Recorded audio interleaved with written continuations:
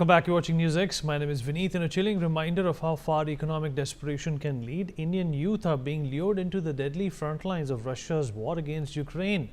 Today, the Ministry of External Affairs issued a stark warning. Joining the Russian military is fraught with danger.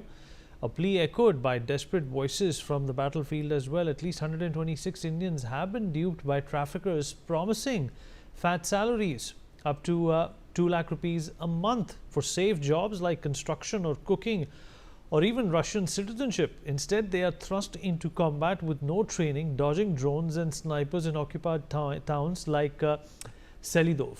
The toll is heartbreaking. 12 confirmed dead, including Kerala's Binil Babu in a January drone strike and Gujarat's Himil Mangukia last year.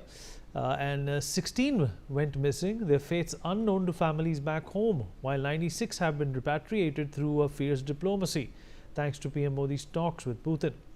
Up to 19 remain trapped, including a fresh group of 13 in Donetsk, 2 from Haryana, begging for rescue. If you listen into their appeal, it shows their pain and helplessness. These Indian nationals were coerced into joining the Russian army and fight in a war against Ukraine. Let's in fact listen in to some of these sound bites coming in. ਅਸੀਂ Russian army ਦੇ ਵਿੱਚ ਫਸ ਚੁੱਕੇ ਆ। ਅਸੀਂ ਇੱਥੇ 9 ਮੁੰਡੇ ਆ, ਸਾਡੇ ਨਾਲ ਬਹੁਤ ਬੁਰਾ ਹਾਲ ਕੀਤਾ ਜਾ ਰਿਹਾ। ਨਾ ਸਾਨੂੰ ਇੱਥੇ ਰੋਟੀ ਪਾਣੀ ਦੇ ਰਹੇ ਆ ਤੇ ਨਾ ਸਾਨੂੰ ਕੰਮ ਦੇ ਲਾਲਚ ਦੇ ਵਿੱਚ ਇੱਥੇ ਲਿਆਂਦਾ ਗਿਆ ਸੀਗਾ ਤੇ ਸਾਨੂੰ ਇੱਥੇ ਕੋਈ ਕੰਮ ਨਹੀਂ, ਸਗੋਂ ਸਾਨੂੰ ਫਰੰਟ ਲਾਈਨ ਦੇ ਉੱਤੇ ਭੇਜ ਦੇਣੇ ਨੇ।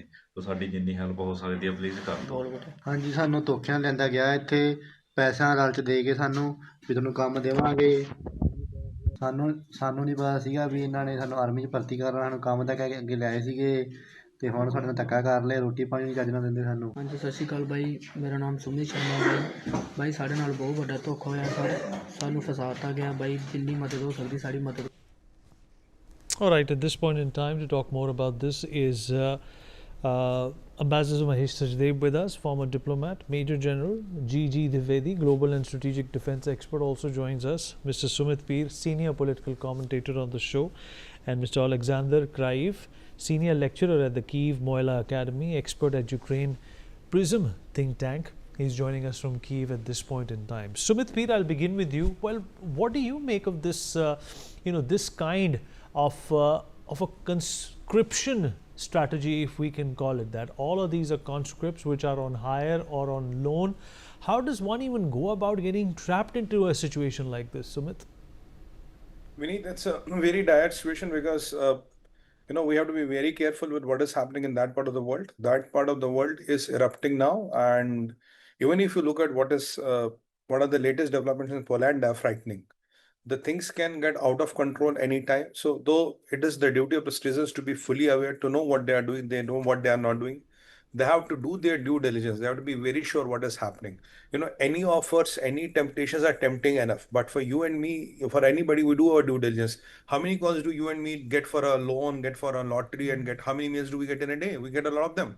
But at the end of the day, why we are not getting conned is because we are aware, we know what is happening. Everything that glitters is not gold. So people have to be careful. People have to know what's happening. But every time, I'm sorry, you can't rely on Dr. Jaishankar and Mr. Modi to do a magic every time. So where is your responsibility? And even from the government's point, I think we should categorize countries into A, B, and C. A are which are completely green to go, then orange, and then red. Let's categorize them and change these categories maybe every month. And based on that, there is an kind of a thing, if it's a green country, fully and no worries, you can go. Orange, watch and go. Red, don't go. And if people still want to go, and if still people want to get trapped in, there's an X amount of at least a moral responsibility on the people. Look, there's a clear warning. There's a clear, classification of these countries. Still, you choose to go there. Still, you wanted to go there. Then it is your call. And if the outcomes are not very favorable, which looks to be the case, we can do whatever we can do. But at the end of the day, if something happens in a country which is marked green, then it becomes completely the responsibility of the government. But if I end into a country which is marked red or which is marked orange, then the matrix of responsibility kind of changes. It's not entirely Mr. Modi's or Mr. Jaishankar's problem.